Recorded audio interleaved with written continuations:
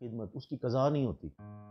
جو فرض ہے نا اس کی قضا ہے, خدمت کی قضا نہیں. تو پانچ دے دینے سی وہ دیتے چو دے رہے ہیں, تو کیڑا پلیو دینا. بسم اللہ الرحمن الرحیم. السلام علیکم, میں ہوں محمد اویس اور آپ دیکھ رہے ہیں میرا یوٹیوب چینل علم سرائے.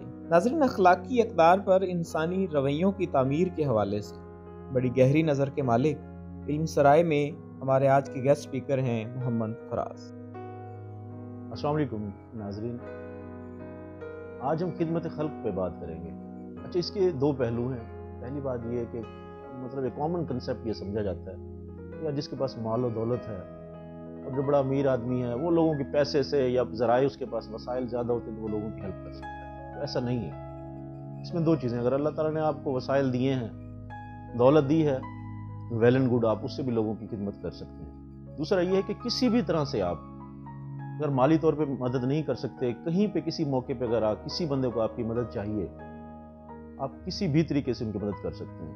تو اس زمن میں اشفاق احمد صاحب کا واقعہ کوٹ کروں گا. وہ بتاتے ہیں کہ جب میں باہر سے پڑھ کے آیا تو کام کے سلسلے میں مجھے ملک کے طول و عرض میں جانے کا اتفاق ہوتا تھا. تو مجھے ایک شوق چرایا کہ میں جو علم سیکھا ہے اس کے علاوہ بھی ایک علم ہے جو کتابوں سے ہٹ کے ہے, تو میں وہ بھی سیکھوں جو عام طور پہ درباروں پہ, بابوں کے پاس یا دیروں پہ ملتا ہے. تو کہتے ہیں جی میں ایک بابا جی کے پاس جانا شروع ہو گیا.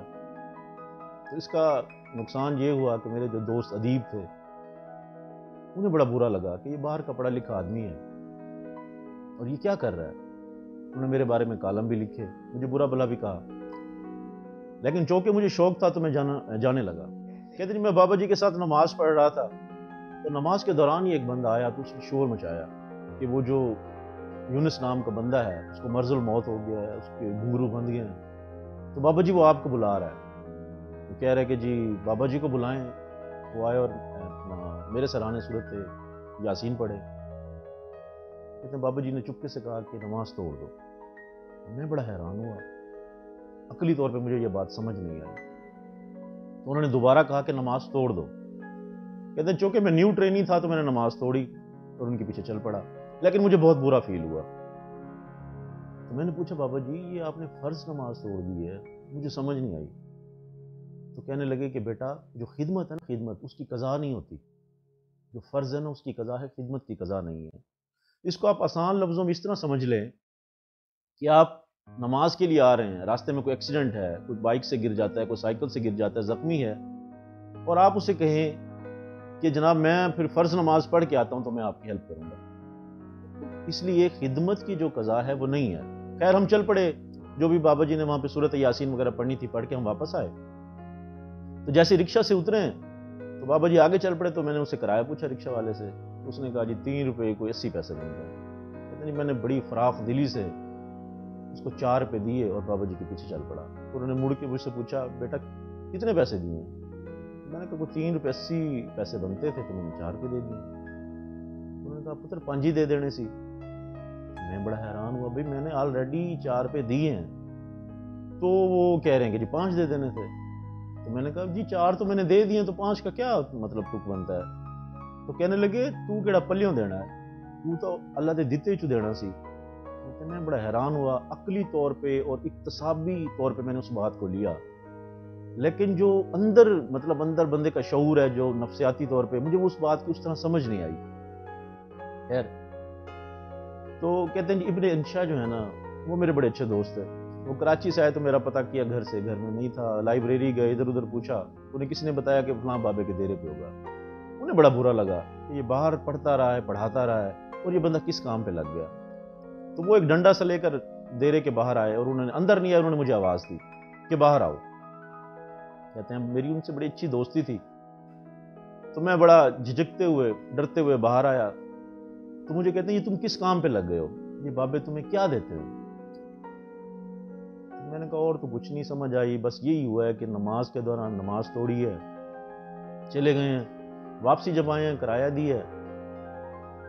تو بابا جی کہتے ہیں تو 5 دے دینے سی, وہ دیتے چو دے رہے ہیں, تو کیڑا پلیوں دینا ہے.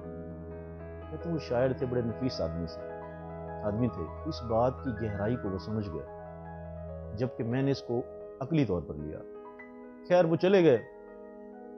کوئی 8-9 مہینے بعد میرا کراچی جانا ہوا, میں ان کے آفس بیٹھا تھا. تو ایک لڑکی آئی، برقع پوش لڑکی ہے، بڑی کمزور نحیف سی لگ رہی تھی، تو انہوں نے آ کے نا ابن انشا کو خط دیا. انہوں نے خط پڑھا، خط پڑھ کے رکھ دیا سائڈ پر، اور ٹیبل کا جو دراز ہے وہ کھولا، اس میں سے کوئی ایک لفافہ تھا وہ اٹھا کے اس کو دے دیا. تو جب وہ چلی گئی تو میں نے پوچھا یہ کون ہے، آپ کی جاننے والی ہے؟ کہتے نہیں.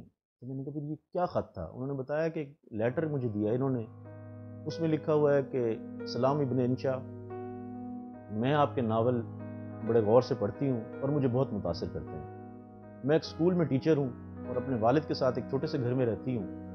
میری تنخواہ 130 روپے ہے، جبکہ میرے مکان کا کرایہ تقریباً 160 روپے ہے.